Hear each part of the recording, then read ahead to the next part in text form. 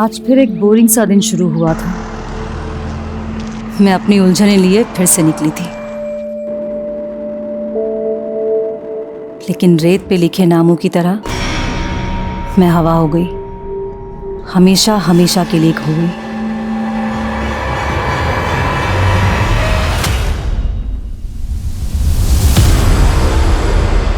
बस करो निशांत, कितने सिगरेट पियोगे? दिन ब दिन चेन स्मोकर बनते जा रहे हो। तुम मर जाने दो ना मुझे, वैसे भी कर्जे में डूबा हुआ हूं मैं। तुम्हें मेरी क्या पड़ी है? मुझे नहीं पड़ी निशांत, तुमने अपने गड्ढे ना खुद खोदे हैं। मैंने तुमसे कहा था इंडिया में डिटेक्टिव का कोई फ्यूचर नहीं, तुम्हें कर्ज लेकर डिटेक्टिव एजेंसी खोली। देखो निशांत, अब भी वक्त है, जॉब कर लो। तुम भी कमाओगे, मैं भी कमाऊंगी, दोनों मिलकर। सीधे रास्ते से पैसा नहीं कमाया जा सकता। देखो, अगर ये फेक मर्डर प्लान एग्जीक्यूट हो गया ना, तो पॉलिसी का इतना सारा पैसा आएगा। बस करो निशांत, मुझे लगा कल तुम नशे में थे इसलिए कुछ भी बोल रहे थे, लेकिन नहीं, तुम्हारा माइंड क्रिमिनल। उजाली, मैं तुम्हारा किसी क्राइम में साथ नहीं देने वाली हूं। ठीक है, मत दो साथ मेरा। अगर बीवी साथ नहीं देगी तो रखा क्या है जिंदगी में?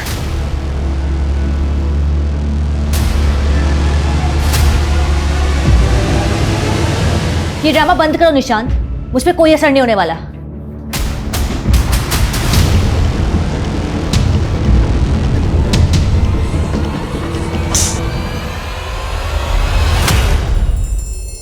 मैं वही हूं जो खो गई थी, न जाने कब से इस जहन्नुम में सिसक रही हूं।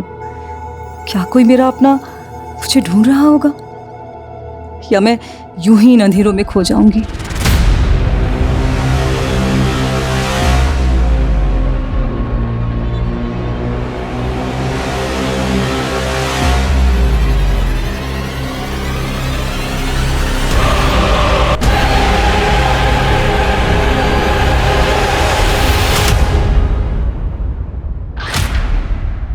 नमस्कार, मैं रेणुका शाह ने क्राइम पेट्रोल सतर्क में आप सबका स्वागत करती हूँ। जिंदगी के जो रंग हैं वो रंग भी तभी दिखते हैं जब हम रोशनी में होते हैं। अंधेरों में तो हमें अपना साया भी नजर नहीं आता। ये घटना उन अंधेरों की है जो इंसानी सोच को गुनाह की काली पट्टी से ढक देती है। अच्छे विचारों के उजाले वहशी जुनूनियत से रौन दिए जाते हैं और हंसती खेलती जिंदगी खौफ से भर जाती है। ये वहशियत का ऐसा सिलसिला है जो गुजरते वक्त के साथ साथ एक विकराल रूप लेता जा रहा था, और गुनहगार ऐसे रूप में था जिसकी बुरी परछाई जिस पे भी पड़ती वो तबाह हो जाता, बर्बाद हो जाता।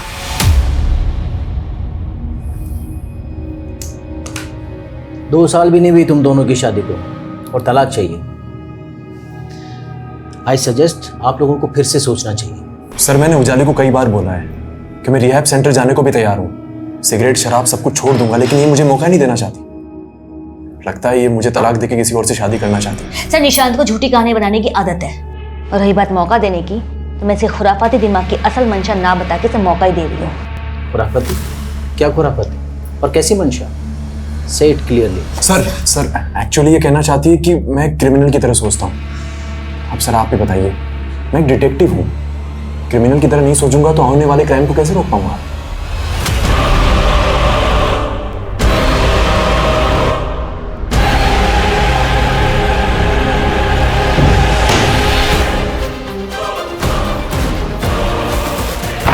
आना, आना, open the door.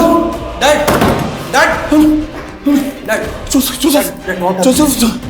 Your mom. Coffee में अटक गई है। अब दरवाजा भी खोल नहीं पा रही है ना।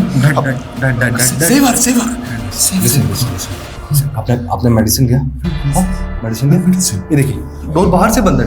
डैड प्लीज, बाहर से बंद, प्लीज रिलैक्स। डैड कॉफिन कहाँ है? और तुम्हारी मॉम? डैड, आई नो कि आप मॉम को बहुत मिस करते हैं, लेकिन डैड मॉम 4 साल पहले मर चुकी है। She is no more. We have cremated her in graveyard. She is in peace now. No, वो कॉफिन में तड़प रही है। Dad relax, relax. मैं वापस लेकर आऊंगा उसे।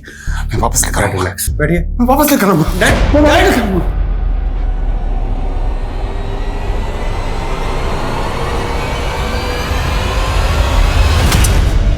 रूही, क्या तोड़ा तूने? कितनी बार कहा तुझसे कि बाहर जाकर खेला कर, तो समझती क्यों नहीं है? अब अच्छा ठीक है, अब रो मत। अब अगर तू कुछ तोड़ेगी तो तुझे डांट नहीं सकते क्या? चल नहीं डांटती, रो मत अब। हाँ मम्मा कहाँ है? वो कब आएगी?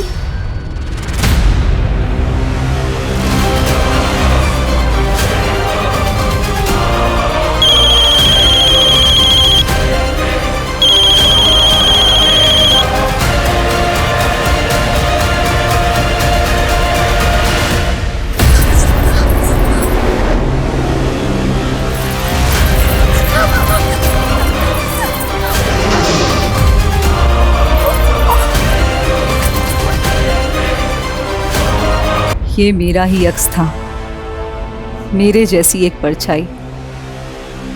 इसके निशान दिख रहे थे, लेकिन मेरे निशान धुंधले पड़ चुके थे। भावना जी, एक दिन में 1000 पेड़ लगाने के बाद अब आपका अगला लक्ष्य क्या है? जी मैं तो उस दिन का इंतजार कर रही हूँ जिस दिन हमारे देश का हर एक नागरिक एक पेड़ लगाएगा, और तब हेडलाइंस होंगी, भारत में एक दिन में 1.5 अरब पेड़ लगवाए गए। वाह भावना जी, क्या खूब बात कही है आपने। Thank you. बहू, शादी से पहले भी तुम्हें अपने आप से बड़बड़ाने की बीमारी थी क्या? नहीं नहीं नहीं माँ जी, मैं तो एक इंटरव्यू की तैयारी कर रही थी। इंटरव्यू? कोई नौकरी मिलने वाली है क्या? अरे माँ, ये नौकरी का इंटरव्यू नहीं, भावना की उपलब्धि का इंटरव्यू होगा। और देखना, मेरी बीवी इसी तरह हमारे घर का नाम रोशन करेगी। आकाश, एक इम्पोर्टेंट कॉल है। हाँ हाँ, प्लीज प्लीज। मैं अभी आती हूँ। हाय, हाउ आर यू?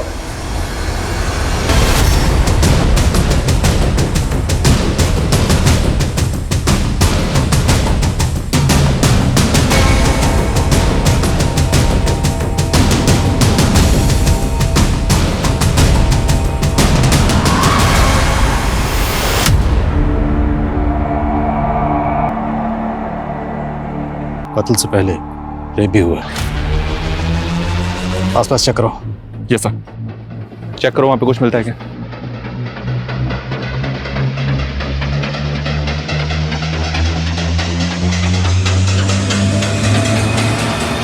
इसमें आईडी मिली है, विक्टिम का नाम उजाली सिंह है।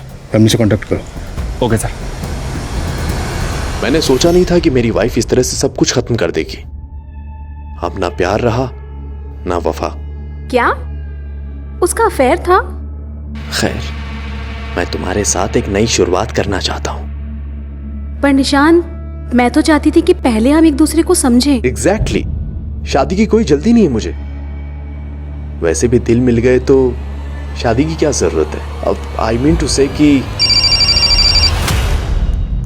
एक इंपॉर्टेंट कॉल है। Thank you. हाँ साली साहिबा। उजाली दीदी कहाँ है? और वो कोर्ट से घर भी नहीं आई और उनका फोन क्यों बंद है? तो क्या मैं उसकी जासूसी करूं? मुझे नहीं पता वो कहाँ है। मैं बाद में बात करता हूं।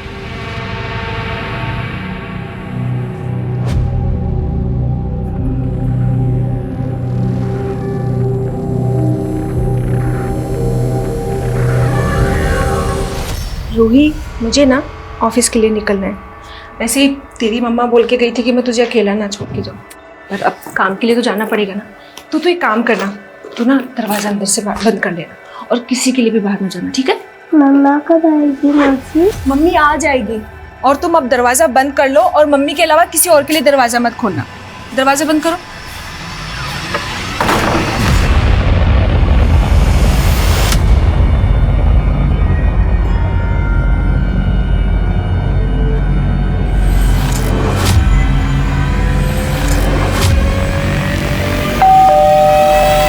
दोस्तों, आज हम हमारी जिंदगी के स्पेशल रिश्तों के बारे में बात कर रहे हैं। जैसे मेरा स्पेशल रिश्ता मेरी बहन से है, वैसे ही आप मुझे कॉल करके बताइए कि आपकी जिंदगी का स्पेशल रिश्ता कौन सा है।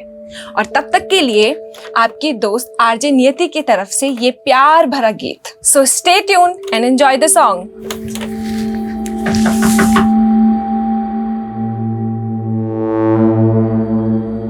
हाय नियति।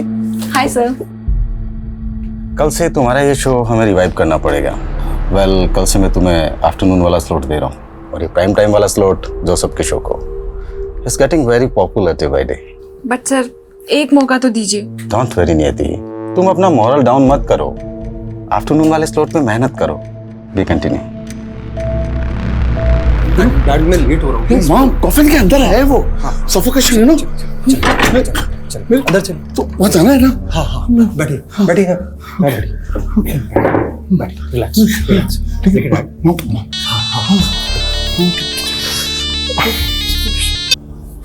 हाँ नियति, जोसेफ आखिर तुमने मेरा स्लॉट मुझसे छीन ही लिया ना? ऐसा कुछ भी नहीं है नियति। मैंने भरत सर को सिर्फ इतना सा कहा था कि मेरे डैड को मुझे दिन में संभालना होता क्योंकि मेरी सिस्टर इवनिंग में वापस आती है, इसीलिए मैं नाइट शिफ्ट कर पाऊंगा। और कोई मैं बाद में डैड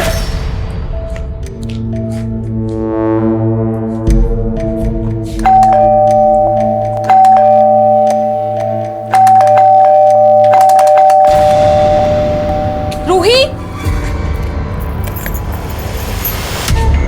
रूही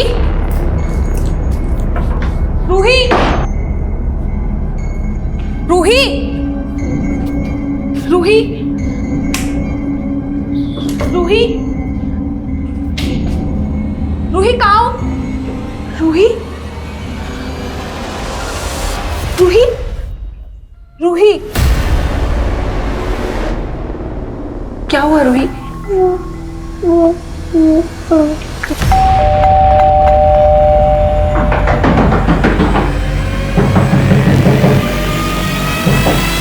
अंकल कौन अंकल?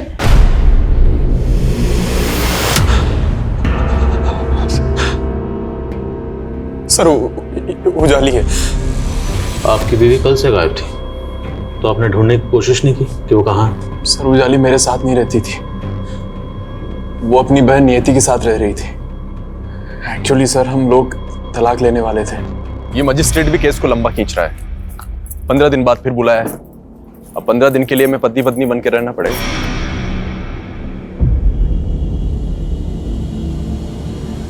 हाँ नवीन। सर नवीन सक्सेना एक बिल्डर है। कल उजाली उसी के पास गई थी और आज उसकी। तो आपको लगता है आपकी बीवी उजाली के साथ ये सब उस बिल्डर ने किया होगा? सर नवीन सक्सेना अच्छा आदमी नहीं है, लेकिन उजाली उसे अपना अच्छा दोस्त समझती थी। फिर उजाली की बहन नियति का मेरे पास फोन आया कि वो कल घर नहीं पहुंची।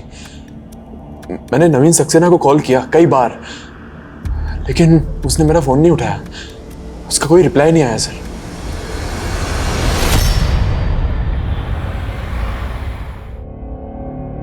ये लीजिए।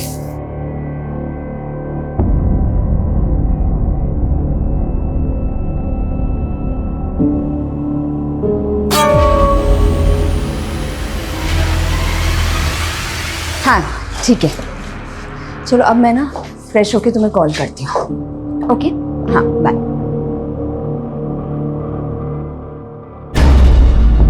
एक मिनट।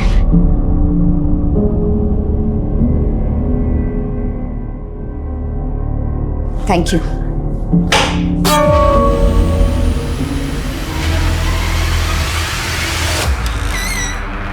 तू समझ नहीं रहा है बेटा, कहीं ये इंटरव्यू एक बहाना हो और वो किसी लड़के से मिलने गई हो। नहीं तो तुझे वो अपने साथ दिल्ली क्यों नहीं लेके गई? माँ आपका ना दिमाग खराब हो गया है। अरे भावना ऐसी नहीं है।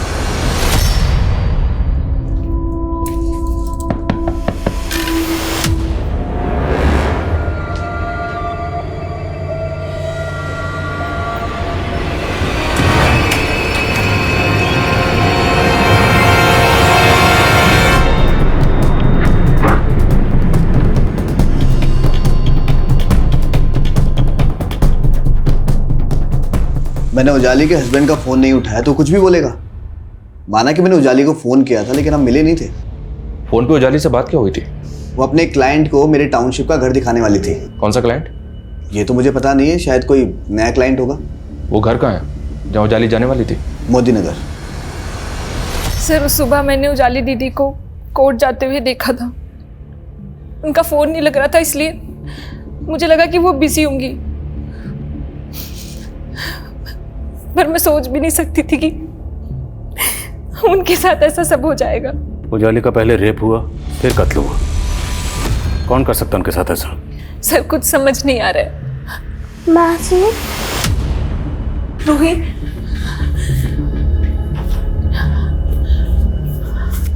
मम्मा कहाँ है मासी?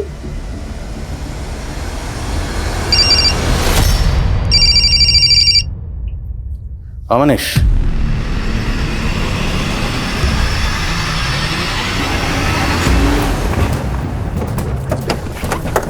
सक्सेना ने बताया था कि उस दिन उजाली अपने साथ एक क्लाइंट को लेकर यही घर दिखाने आई थी और उसकी लाश इस घर से तकरीबन आधा किलोमीटर दूर मिली थी।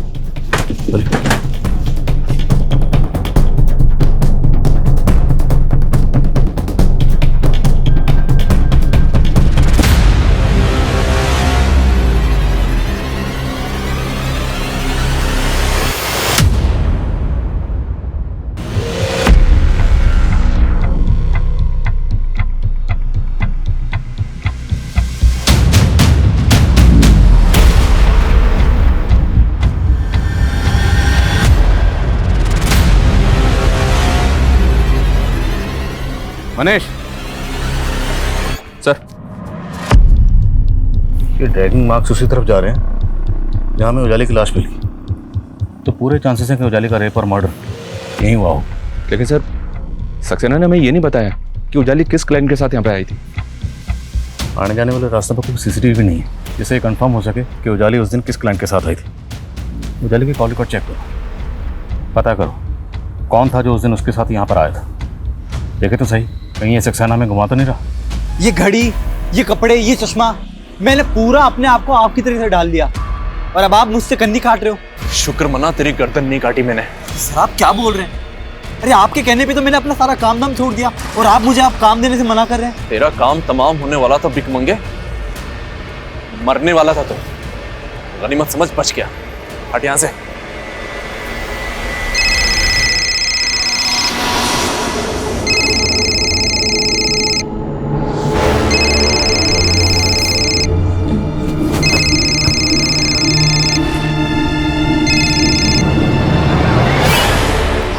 हेलो।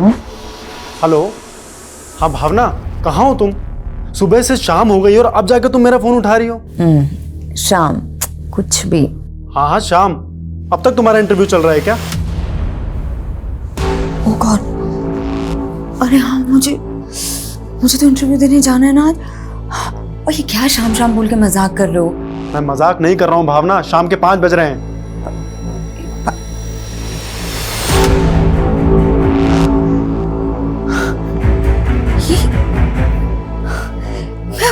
मैं अभी तक सो रही थी। क्या मतलब तुम ये कह रही हो कि तुम कल रात से लेकर अभी शाम के 5 बजे तक सो रही थी? आकाश, मुझे कुछ समझ नहीं आ रहा है कि क्या। मैं कॉल करती हूँ तुम्हें। हाँ, कॉल करती हूँ मैं तुम्हें।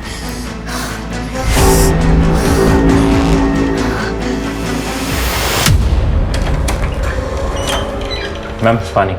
हाँ, रख दीजिए।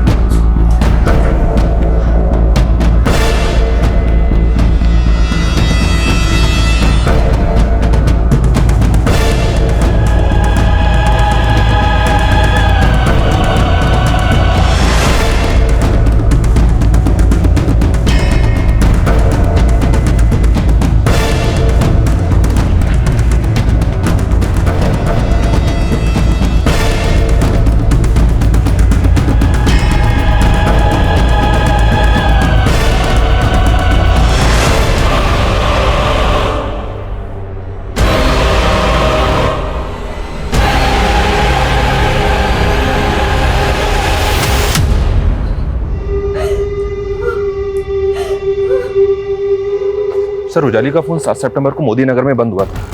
ये पीएम रिपोर्ट के मुताबिक उसी दिन उसका रेप और मर्डर भी हुआ। लेकिन उस दिन उसके सीडीआर में ऐसा कोई नंबर नहीं मिला है जो उसके किसी प्रॉपर्टी क्लाइंट का हो। तो ये बिल्डर सक्सेना झूठ बोल रहा। और एक अजीब बात, उजाली के पति निशांत ने बताया कि उजाली और सक्सेना दोस्त थे, लेकिन उसने ये नहीं बताया कि उजाली उसके साथ काम भी करती थी। Right sir. और जिस तरह से सक्सेना और उजाली के बीच फ्रीक्वेंटली बातें होती हैं, हो सकता है ऐसे दोनों का अफेयर हो, क्योंकि इस बारे में जैसे ही मैंने सक्सेना से बात की वो बिफर गया। बेकार की बातें करना बंद कीजिए आप। मैं ऐसा क्यों करूंगा उजाली के साथ में? वो क्लाइंट भी नहीं मिला हमें जिसके बारे में आपने बताया था। मैं कौन है वो? तो ढूंढिए ना। वो मेरे लिए काफी घर बिकवा चुकी थी और बिकवा भी रही थी। आई एम श्योर कि वो जिस इंसान को घर दिखा रही थी ना, वो गलत इंसान है। उसी ने उजाली के साथ में उस घर के अंदर कांड किया है। उजाली के कॉन्टैक्ट लिस्ट में जितने भी नंबर हैं सबको इन्वेस्टिगेट करो और सक्सेना पे नजर रखो। जी सर। और एक बात, मैं ये उजाली और निशांत की सुनवाई कर रहे जज से मिला था। उनका कहना था कि निशांत और उजाली रूही की कस्टडी के लिए फाइट कर रहे थे, जबकि रूही उनकी सगी बेटी नहीं है सर। रूही को अडॉप्ट किया उन्होंने।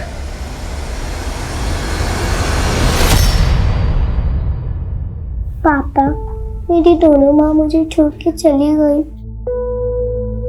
बी स्ट्रॉन्ग बेटा, मैं तुम्हें माँ की कमी कभी महसूस नहीं होने दूंगा। क्यों? फिर से शादी कर रहे हैं क्या आप? नियति छोटी बच्ची, इसके सामने सोच समझ के बोला करो। कहाँ लेकर जा रहे हैं आप इसे? अपने साथ लेके जा रहा हूँ। ये कहीं नहीं जाएगी। क्यों नहीं जा सकती? मेरी बेटी है ये। आप ना ये ड्रामा बंद कीजिए और आप निकलिए यहाँ से। और रूही, सर, ये मेरी पत्नी भावना है। ये 3 सितंबर को दिल्ली आई थी। 4 सितंबर को इसका इंटरव्यू था। कैसा इंटरव्यू? सर ये नहीं पता क्योंकि जिस होटल में वो ठहरी थी वहां उसके साथ रेप हो गया। रेप? आपकी बीवी के साथ? किसने किया? सर उसने फोन पे बताया था कि किसी होटल वाले ने उसके साथ। नहीं आकाश, मैं इन्हें छोड़ूंगी नहीं छोड़ूंगी। मैं पुलिस के पास जा रही हूँ। नहीं, मेरी बात सुनो भावना, तुम वहां अकेली हो। अरे वहां किसी ने कुछ तुम्हारे साथ नहीं। भावना मेरी बात सुनो, तुम एक काम करो, फटाफट वहां से चेकआउट करके जयपुर आ जाओ। लेकिन सर वो लौट कर आई ही नहीं। सर मुझे तो लगता है कि किसी होटल वाले ने उसके साथ। सर मैं मानता हूं कि मैं और उजाली रूही की कस्टडी के लिए कोर्ट में केस लड़ रहे थे, लेकिन क्या? बोलो। अब इस लेकिन का जवाब तुम्हें देना है कि तुम्हारी बीवी उजाली तो इस दुनिया में रही नहीं। शादी को महज 2 साल हुए थे। 10 साल की बच्ची को अडॉप्ट किया। कहाँ से अडॉप्ट किया? सर वो हमारी कॉमन फ्रेंड थी, नगमा। रूही उसी की बेटी है। बचपन से जानते हैं उसे। हाथी राजा कहाँ चले, सूंड हिलाकर कहाँ चले, मेरे घर भी आओ ना, हलवा पूरी खाओ ना। सर एक्चुअली नगमा ने अपने बॉयफ्रेंड से धोखा खाया था। उसने बिना शादी के रूही को जन्म दिया। फिर अचानक से वो 1 साल पहले गायब हो गई थी। हम दोस्तों ने जाकर कलानगर थाने में मिसिंग कंप्लेंट भी लिखवाई थी।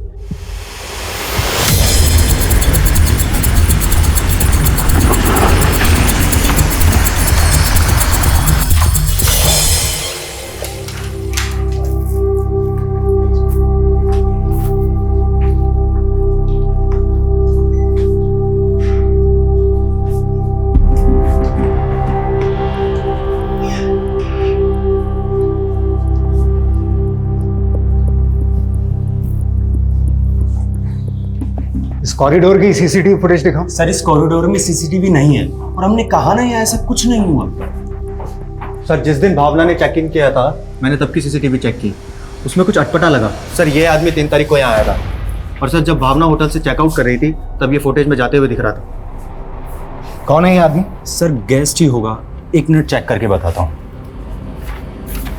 मैं नगमा मिसिंग केस की फर्स्ट स्टडी कर रहा था। नगमा 1 साल पहले गायब हुई और नगमा का फ़ोन भी मोदी नगर वाले हाईवे के पास ही बंद हुआ और वहाँ के एक सीसीटीवी में नगमा आखिरी बार एक सफ़ेद कार में जाते हुए दिखी थी और उसके बाद नगमा कभी नहीं मिली। नगमा मिसिंग केस का प्राइम सस्पेक्ट था उसका बॉयफ्रेंड सागर। सागर ने पूछताछ में कबूल किया था कि रूही उसी की बेटी है और उसने कोर्ट से उसकी कस्टडी की डिमांड भी की थी। इस नगमा मिसिंग केस और रूही की कस्टडी में कई ऐसे राज दफन हैं, इनका सामने आना ज़रूरी है। मेरी बेटी ही मेरी जिंदगी थी और मेरे बिना उसका कोई नहीं था। रूही के लिए मैं कुछ भी कर सकती थी और उसी के लिए मैं ये खतरा मोल लेने जा रही थी।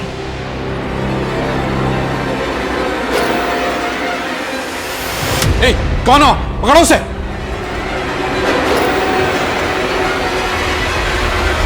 सर नगमा को लेकर मैं पहले भी साफ कह चुका हूं कि वो सिर्फ एक काला अतीत थी मेरा, एक ऐसा अतीत शायद मरते दम तक मेरा पीछा नहीं छोड़ेगा।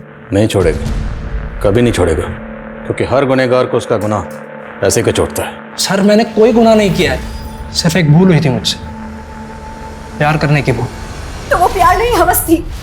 अगर शादी नहीं करनी थी तो करीब क्यों आए मेरे? मना नहीं किया मैंने शादी के लिए, लेकिन बस आज और अभी की जिद मत करो। प्लीज अबॉर्शन करवा लो। तुम्हारी आत्मा मर सकती है, मेरी नहीं। मैं अपने बच्चे को कभी नहीं पालूंगी, कभी नहीं। नगमा के गायब होने के बाद मैं तो रूही को अपनाना चाहता था। ढोंग कर रहा था, या फिर क्योंकि रूही को उजाली ने अपना लिया था तुझे उजाली से भी नफरत हो गई, वही नफरत निकाली तूने? नहीं सर, ऐसा बिल्कुल नहीं है, मेरा यकीन कीजिए। सच कुछ और है। क्या है सच? दरअसल उजाली ने रूही को हासिल करने के लिए मुझे एक पुलिस वाले से धमकी दिलवाई थी। उजाली से उलझने की कोशिश मत कर सागर। कौन बोल रहा है? पुलिस वाला बोल रहा हूँ। और रूही की कस्टडी उजाली को ले लेने दे, नहीं तो नगमा मर्डर केस में मैं तुझे कातिल साबित कर दूंगा। सर सबके लिए नगमा तब मिसिंग थी, लेकिन उस पुलिस वाले ने मुझे कहा था कि नगमा का मर्डर हुआ है। मेरी बात पर कोई भरोसा ही नहीं कर रहा था।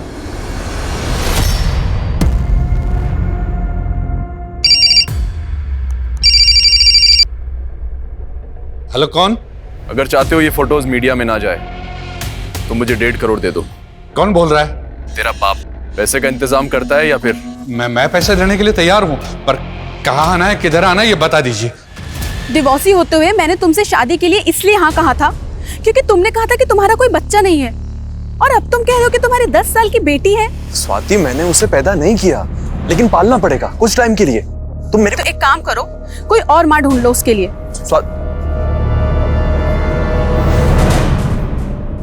ले पानी पी।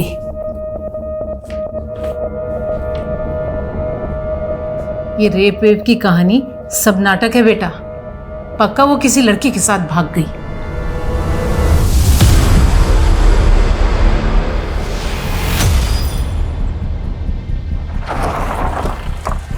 जय हिंद सर। सर ये उसी लेडी की लाश है जिसके पति का कहना था कि उसकी पत्नी का रेप होटल में हुआ है, और होटल भी पास में ही है सर।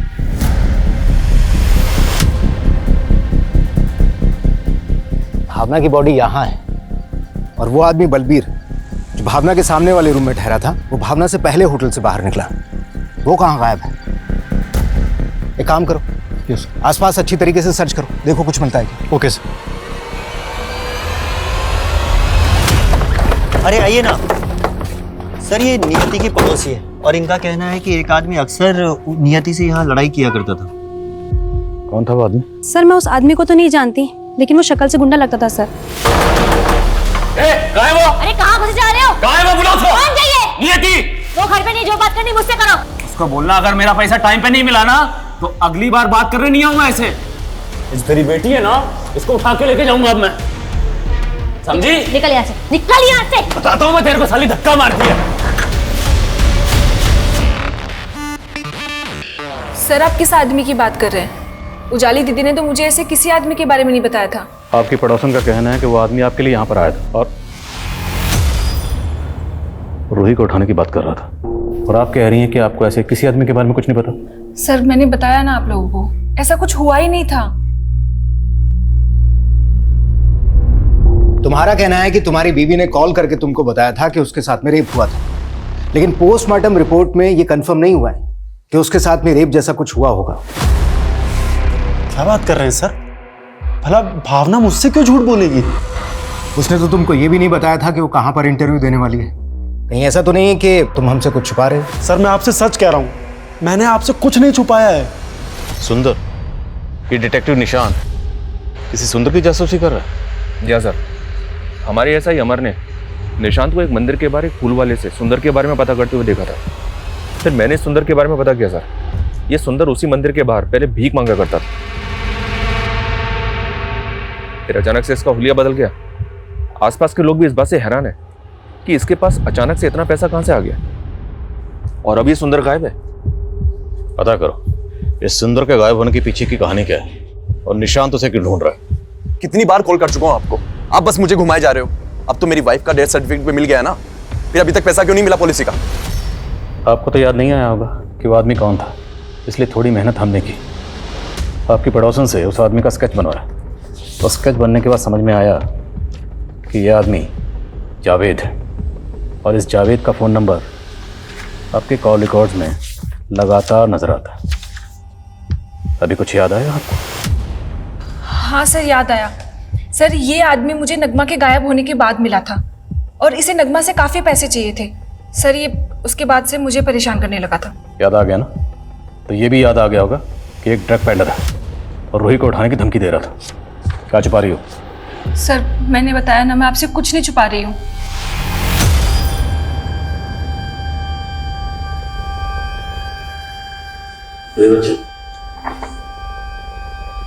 इसे गौर से देखो।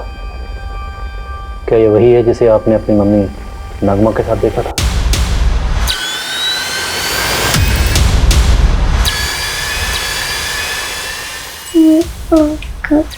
अच्छा रूही, ये बात ना तुम किसी से मत बताना, ओके?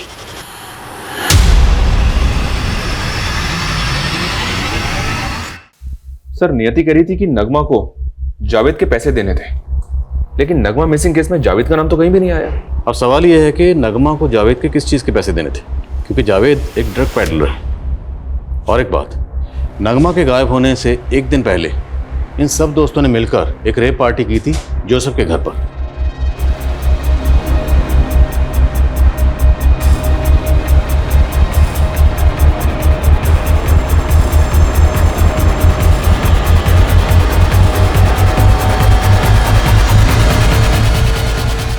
तो हो सकता है जावेद इन सबको ड्रग सप्लाई करता हो। इनके ग्रुप के बाकी लोगों से पूछताछ करते हैं। देखिए सर, आपको कुछ गलतफहमी हुई है, मैं ड्रग्स नहीं लेता। अच्छा, लेकिन हमने तो सुना है कि पहले आप और आपके दोस्त नियति, नगमा, उजाली, निशान, जोसेफ ये सब मिलकर पार्टीज किया करते थे। हाँ, हम गेट टुगेदर करते थे, लेकिन हमने कभी ड्रग्स नहीं ली। अगर तुम लोग पार्टी में ड्रग्स वगैरह नहीं लेते थे तो जावेद, जो कि एक ड्रग पेडलर है, वो नियति और उजाली के टच में क्यों था? सर हम लोग ड्रग्स नहीं लिया करते थे। वो दरअसल नगमा काफ़ी दिनों से स्ट्रेस में थी तो उसने लेना शुरू कर दिया था, लेकिन सर हम लोगों ने उसे समझाया और उसने लेना छोड़ दिया था सर। अगर आप लोगों ने कहाँ जा रहे हैं? लेट मी गो। सॉरी सर, वो मेरे डैड नॉर्मल नहीं है। ही always behaves like a kid. Shut up, I am not a kid, I am your father. I am sorry. और सर सागर ने बताया था कि उजाली के कहने पर किसी पुलिस वाले ने उसे धमकी दी थी, लेकिन उजाली के कांटेक्ट में से ना तो किसी पुलिस वाले का नंबर मिला और ना ही किसी क्लाइंट का। तो फिर सागर ने कम सर निशांत के सीडीआर में एक फेक आईडी का नंबर मिला है। बोलो, सोच क्या रहे हो? इस फेक आईडी के नंबर से तुझे कौन कॉल करता था? सर ये सुंदर का नंबर है। तो भिखारी सुंदर जिसे तू डिटेक्टिव सुंदर बनाना चाहता था। सर वो सिरफिरा आदमी है, जबरदस्ती मेरे चेप हो रहा था कि मेरा असिस्टेंट बनना है उसे। सब चेक किया हमने। जिस तरह के कपड़े तू पहनता है बिल्कुल वैसे वैसे कपड़े वो पहनता था। सर मैंने इसे ये हुलिया नहीं दिया था, ये सब उजाले की करतूत थी। कैसी करतूत? सर एक्चुअली वो मेरा फेक मर्डर प्लान कर रही थी। अगर ये फेक मर्डर प्लान एग्जीक्यूट हो गया ना तो पॉलिसी का इतना सारा पैसा आएगा। बस करो निशान, मुझे लगा कल तुम नशे में थे इसलिए कुछ भी बोल रहे थे, लेकिन नहीं, तुम्हारा माइंड क्रिमिनल। उजाली, मैं तुम्हारा किसी क्राइम में साथ नहीं देने वाली हूं। सर वो मेरी जगह सुंदर को मार के मुझे गायब करना चाहती थी ताकि पॉलिसीज का सारा पैसा उसको मिल जाए। मैंने सर उसे मना भी किया कि ये ठीक नहीं। तूने उसे मना किया क्योंकि तूने खुद प्लान कर रखा था। अब तेरा किया धरा सामने ना आए इसलिए तूने उसका रियल मर्डर प्लान किया, और उजाली के नाम पे जितनी पॉलिसी थी वो सब तुझे मिल चुका है। नहीं सर ये सच नहीं है। सर मुझे तो उल्टा उस सुंदर पर शक है। उसको इस प्लान का पता चल गया होगा, उसी ने उजाली को मारा होगा सर, और इसीलिए मैं उसे ढूंढ रहा हूँ। प्राइवेट डिटेक्टिव निशांत ये कह रहा था उसने अपना फेक मर्डर प्लान किया था जिसमें सुंदर उसका मोहरा था, लेकिन वो मोहरा अब कहाँ गायब था? और उजाली, वो किसका मोहरा बनी? उजाली के रेप और मर्डर के पीछे आखिर क्रिमिनल की क्या खुराफात छिपी थी? और नगमा पिछले 6 महीनों से कहाँ गायब थी? वहीं दूसरी ओर भावना मर्डर केस भी अजीब सी पहेलियों और रहस्यों से भरता जा रहा था। तुम बोल रहे थे कि तुम बलबीर को नहीं जानते, जबकि वो तुम्हारे गांव का रहने वाला है। और सरिता जी, आपके सीडीआर में भी बलबीर का नंबर मिला है। सर मैंने कुछ नहीं किया, जो भी किया है माँ ने किया है, माँ की गलती। सर वो अपने पति को लिए बगैर दिल्ली चली गई और मुझे पूरा शक था उस पर। वो मेरे बेटे को धोखा दे रही थी, पर मेरा बेटा है कि किसी की सुनता ही नहीं, इसीलिए मैंने बलबीर को उसके पीछे लगाया था, उस पर नजर रखने के लिए। और उसने मुझे बताया भी था, भावना के कमरे से एक लड़का भागा था। कौन लड़का? मालूम नहीं, लेकिन जब भावना ने आकाश को बताया कि उसके साथ रेप हुआ है और वो थाने जाएगी, तो ये बात मैंने बलबीर को बता दी थी। और वो डर के भाग गया। डर के भाग गया या भावना को मार के भाग गया? सर हमें नहीं मालूम, हम सच कह रहे हैं। सर ना अभी तक सुंदर की कोई लीड है और ना ही जावेद की। तो कर क्या रहे हो? ढूंढो दोनों को। जी सर, ठीक है। सर, जिस फेक आईडी के नंबर से निशांत को फोन आता था उसका IMEI नंबर ट्रेस किया। वो फोन नगमा का है। तो निशांत को उस नंबर से नगमा कॉल करती थी। कुमार, बहुत घुमा लिया जासूस साहब, अब सच बोल दो वरना उल्टा लटकाऊंगा। सर, मैं नगमा की हेल्प कर रहा था बस। उसे जॉब की ज़रूरत थी और मुझे अपनी इन्वेस्टिगेशन के लिए एक लेडी की ज़रूरत थी बस सर, इसलिए मैंने उसे एक फेक आईडी का नंबर दिया। एक स्वरूप जोशी नाम का बिजनेसमैन था, उसकी जासूसी कर रही थी वो। स्वरूप की वाइफ को उस पर डाउट था कि वो किसी औरत को अपने फार्म हाउस पर ले जाता है और इसी के लिए नगमा उसकी जासूसी कर रही थी। इसी बीच नगमा ने उसे एक हथियारों की डील करते हुए देखा। हमारे पास कुछ सबूत आ गए थे सर, और मेरे ऊपर बहुत कर्जा भी था। तो मुझे लालच आ गया कि अपना सारा कर्जा निकल जाएगा और मैंने उसे ब्लैकमेल करना शुरू कर दिया। मुझे तुम्हारे इस क्राइम में तुम्हारा पार्टनर नहीं बनना है। मैं जा रही हूँ पुलिस के पास। नगमा, नगमा, नगमा, मुझे बात सुनो। नगमा, समझने की कोशिश करो। क्या समझने की कोशिश करूँ? तुमने कुछ और कहा था, तुम ये सब कर रहे हो? मेरी बात समझो, हमारा कुछ नहीं बिगड़ेगा, सब कुछ मैटर मैं सॉल्व करूंगा।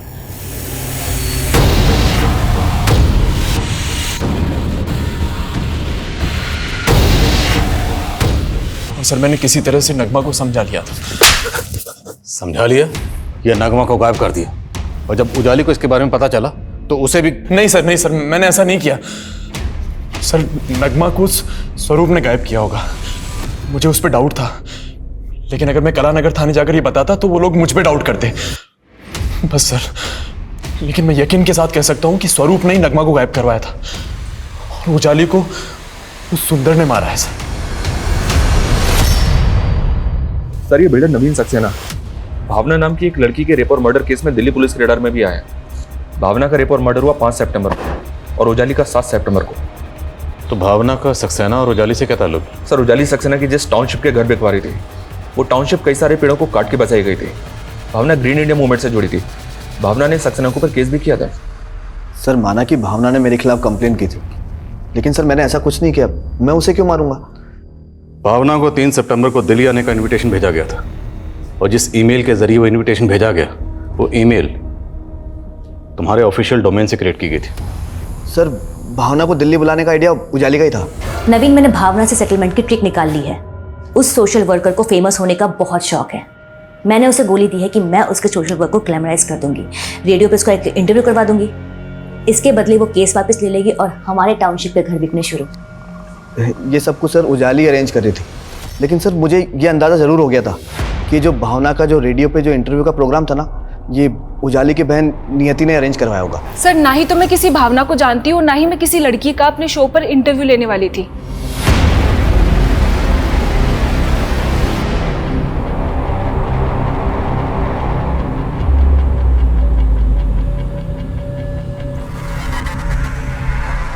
सर, पिछले 3 साल में 7 और ऐसी लड़कियों के रेप और मर्डर केसेस मिले हैं जो नियति, नगमा और भरत के फ्रेंड्स और रिलेटिव से जुड़े हैं। एक पुलिस वाले की भी हिस्ट्री मिली है सर, जो फरीदाबाद में एक फीमेल यूथ लीडर की सिक्योरिटी में तैनात है।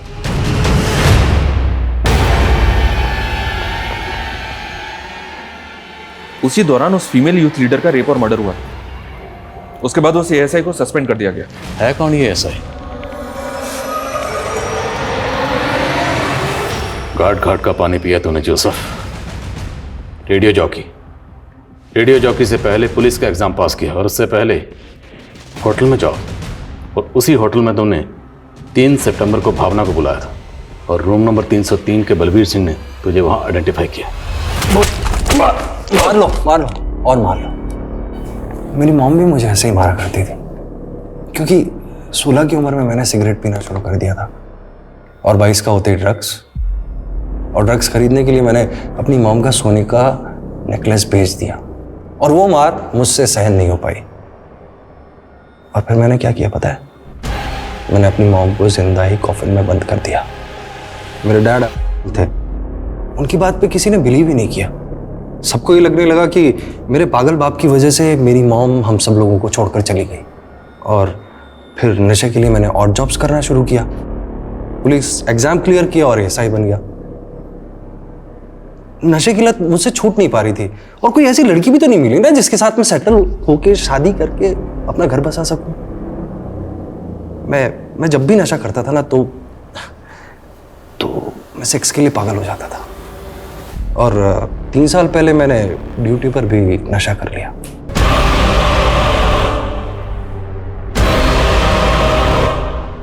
उस यूथ लीडर का रेप करने के बाद में, और अपने सीनियर्स से कहा कि अपोजिशन पार्टी वालों ने उसे रेप करके उसका मर्डर कर दिया। मेरा बयान तो ले लिया गया, लेकिन कुछ दिनों बाद मुझे सस्पेंड कर दिया, और फिर नियति की सिफारिश से मैं रेडियो जॉकी बन गया। जब भी कोई लड़की मेरी नज़र में आती ना तो मैं उसके साथ सेक्स करता और उसे फिर मारकर फेंक देता। तो ज़्यादातर अपने दोस्तों की जान पहचान की लड़कियों को अपना टारगेट बनाता था, ऐसा क्यों? ऐसी लड़कियों को टारगेट करके ले जाना बड़ा आसान होता है ना, लेकिन नगमा से मैं बहुत प्यार करता था, उसके साथ शादी करना चाहता था, लेकिन उसने मेरा प्रपोजल रिफ्यूज कर दिया। फिर मैंने उसे नौकरी दिलाने के बहाने बुलाया और 4 दिन नगमा के साथ खूब मजे किए, और फिर उसे मारकर गाड़ दिया। उजाली को भी मैं बहुत पसंद करता था, और रूही की कस्टडी दिलवाने के लिए मैंने सागर को धमकी भी दी थी।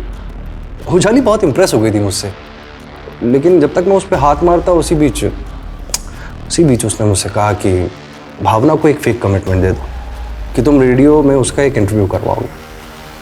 भावना को देखते ही मैं उसकी खूबसूरती का कायल हो गया था। मैंने उससे कहा कि मैं सचमुच तुम्हारा इंटरव्यू करवाऊंगा, और मैंने उसे दिल्ली के उसी होटल में बुलाया जहाँ पर मैं पहले जॉब करता था। मैंने अपने पुराने बेटे फ्रेंड की मदद से उसके कमरे में नशीला पानी भिजवाया, और फिर उसके बाद रात को मौका मिलते ही घुस गया अंदर। मुझे लगा कि उसने मुझे देख लिया है, तो इसीलिए मैं वापस बाहर आ गया, और मुझे मेरे फ्रेंड ने बताया कि उसे मुझ पर शक हो गया। तो जब वो वहाँ से निकलने वाली थी, मैंने उसे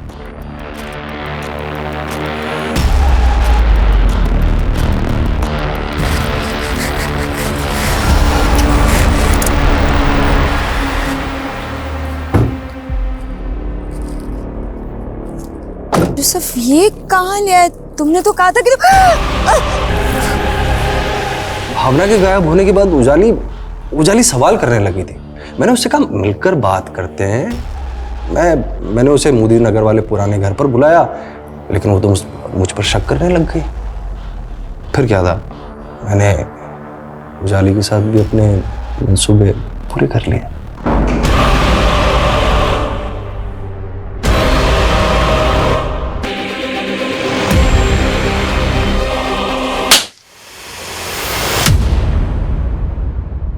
न्यूरो साइंटिस्ट पॉल मकलीन के अनुसार इंसानी दिमाग 3 हिस्सों में बटा होता है। पहला नियोकॉर्टेक्स ब्रेन जो तर्क वितर्क करता है, दूसरा लिम्बिक ब्रेन जो इंसानी भावनाओं को कंट्रोल करता है, और तीसरा रेप्टिलियन ब्रेन जो फिजिकल प्लेजर की तरफ भागता है। ऐसा माना जाता है ड्रग्स का अधिक सेवन रेप्टिलियन ब्रेन को सक्रिय कर देता है। फिर नियोकॉर्टेक्स और लिम्बिक ब्रेन रेप्टिलियन ब्रेन के इशारे पे चलते हैं। इंसान के जज्बात, तर्क वितर्क, सोचने समझने की शक्ति क्षीण हो जाती है और वो हैवान जैसा बर्ताव करने लगता है। जोसेफ इसका जीता जागता उदाहरण है। उसके आसपास रहने वाले लोगों ने कभी कल्पना भी नहीं की थी कि उसके अंदर ऐसा वहशी छिपा था जो 3 सालों में 10 मासूम महिलाओं की जिंदगी निगल गया। इसलिए बेहद जरूरी है कि हम अपने यूथ को ड्रग्स के अंधकार से बचाएं। डार्कनेस, डिस्ट्रक्शन, डेवस्टेशन, ड्रग्स यही अंजाम देते हैं। इसी चेतावनी के साथ अब मैं रेणुका शाहने आपसे विदा लेती हूँ। हम फिर मिलेंगे ऐसी एक कहानी के साथ जो रखेगी आपको सतर्क और जिंदगी को सुरक्षित। तब तक अपना और अपने परिवार का ख्याल रखिए और देखते रहिए क्राइम पेट्रोल सतर्क। जय हिंद।